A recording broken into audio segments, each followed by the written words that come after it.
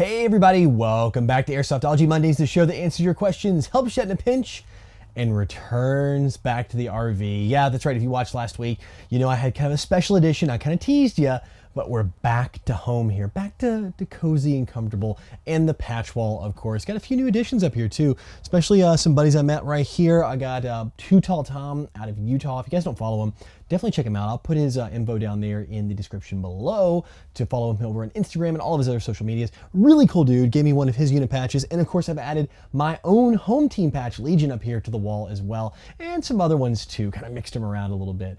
But yeah, that's the update on the patch. What also is going on, speaking of patches, here we go, shameless promotion coming in inbound.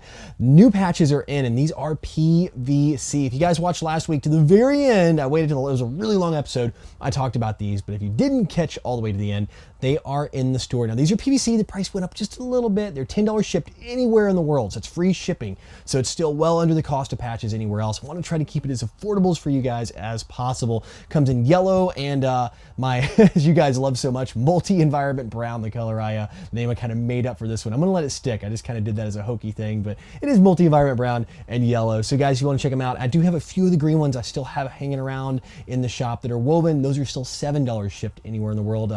Make good stocking stuffers, you know, it's holidays around the corner. And by the way, happy Hanukkah for those of you out there that celebrate. Today is the first day of Hanukkah. So with all that, a couple more things. Don't forget those two fantastic contests are running. Fox Airsoft has re-released the Transform M4 contest. It is back. It's re-emerged, and you guys get another crack at it. It's running for the next couple of weeks here, so definitely check them out. I'll have a link in the description below over to them, as well as the big $1,000 shopping spree giveaway from Palco Sports. That's another huge one. Whew. A lot of stuff going on here. I want to get you catched up or caught up. Use good grammar too. So guys, that is it for pretty much my updates this week. If you guys didn't check it out too, follow my Instagram. I've been playing here locally in SoCal. That's where I'm at right now. So was at Desert Fox Fields the past 2 weekends actually. I was there yesterday and there last Sunday. So we actually had 2 great games out there playing. It's a whole lot of fun. But I will be showing up at other fields in SoCal. So keep your eyes peeled for like Code Red Airsoft, Tac City, and SC Village. I'm gonna be all over SoCal here, and I'm gonna try to post on my Instagram, and of course, right here on Mondays, as soon as I know when I'm heading over that way. But enough of all the updates and everything that's going on. Let's dive on into what you're really here for, and that's the Palco Sports Mail Call. Havoc Airsoft writes, just wondering if you could explain ID and call sign patches you see on Milsim loadouts. Is there a general method to the letter and number combinations, or is it just whatever people feel like putting on them? So on the military side, yeah, there is some kind of rhyme or reason to the team. If you're Alpha Team, Bravo Team, or if you have different designations for your team, you'll have a letter and then you'll have a number where you fall in that team. So basically you can look, and if you end up with the wrong team or squad, like an assaulting group, you can go, oh, well, I'm in the Bravo and I should be with Alpha, so I need to head on. In Airsoft, some teams do follow that, and some just do it for the fun of it. You know, I've actually added some, like I made a call sign patch as like AS019. Okay, well, hey, you know, it's Airsoftology, and 09 is the year I started this thing, so it was kind of the big deal I did there. So you kind of really is up to you for Airsoft. You want to have some fun, put your favorite number in there, put your initials, that works too. Or if you're on a really strict Milsim team or a team that plays tight together, you can do like Alpha 01, 02, 03, all the way up to number out your entire team. Max Watson writes, hey John, what is a type of pad of clothing that would take some of the impact from the BBs, but where I could still feel it? Also, I'm 13 and pretty small for my age. So what I would do, Max, is take a page out of what you see from the Speedsofters. There's a reason you see a lot of Speedsofters wearing hoodies on the battlefield, even in Southern California, even in the summer. The hoodie is just thick enough. So if you get like one of those, it's kind of a thinner type, you know, I guess like Fruit of the Loom or whatever brand you can get a hold of. Use that. It's got just enough padding to kind of really absorb the BB because it's got a good cushion. You can always wear a t-shirt underneath as well to help really absorb it, especially long sleeve t-shirts. Those 2 layers should be more than enough to take the sting out of the BB but still let you feel it. Anything more than that, like you get really thick padding or something like a leather jacket or something like that, would really take a lot out of it to where you'd really have to pay attention to the sound more than anything to tell if you were hit. But yeah, if you stick with that, and also you see the guys wear the toboggans, that's also just so they don't take shots to the head, or in my case, I do do wear a helmet, but for cost effectiveness, definitely go with the toboggan or something like that up above. I'm not pushing you towards the Speedsoft thing, but those are really good things that are padded to help take the pain out, because you're going to be wearing a full face mask. Your hoodie helps provide a little neck coverage, the back of the neck, which stinks when you get shot there, and then the only thing you really have exposed is that dome. So like I said, put those two in together, throw a pair of jeans on and maybe a thin pair of long johns, as long as it's not too hot outside, and you've got a nice padded outfit to keep you covered and protect you from those shots. Andy Ramey writes, hello Jonathan, I'm a new subscriber getting back into Airsoft. I just bought a Classic Army M15A4 2014 Spartan, and my friend brought a Crytek CRB. I was wondering if it'd be beneficial to shim these mech boxes right out of the box. I'm fully comfortable with opening up the internals.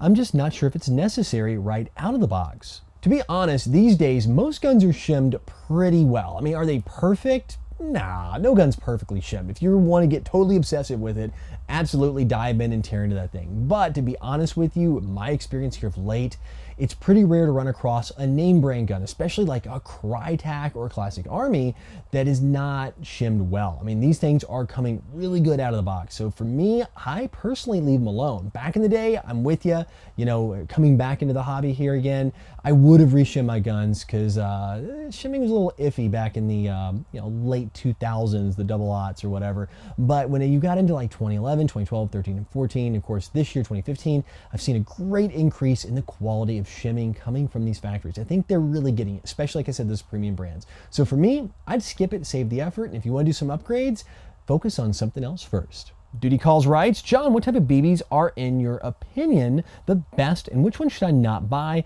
Yes, I know not to buy Crossman, but what have you had the best experience with? All right, Duty Calls, I'm going to let you in on a secret. Most Airsoft BBs are coming out of 4 or 5 different factories. That's it. So when you look at all the major brands, everybody's a big name that you can buy in a retail shop, an Airsoft retail shop. You're going to find they're coming from those places. Now, you'll never know which factory they come out of, but they're going to be coming out of one of those 4 or 5, including the house brand BBs from most major retailers. So when you look at all of that, really it comes down to quality, fit, finish, polish, and those sort of things. So for me, I look at the BB, look how shiny and polished it is. That's a good sign for me that they've spent the extra money. The way these factories work, when a company approaches a factory and says, okay, I want you guys to make me some BBs.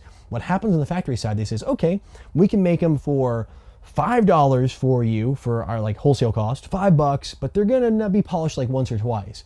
If you want to polish 5 or 6 times, they're $7. You want to polished 10 times to perfection, and then coated with a nice coating. We're gonna put that at $10, let's say. I'm just making these numbers up, by the way. I'm not, that's not what they really cost. So it depends on the level of quality, typically on the polish. So that's what I look for, is a nice, shiny, good, well-made BB, good polish.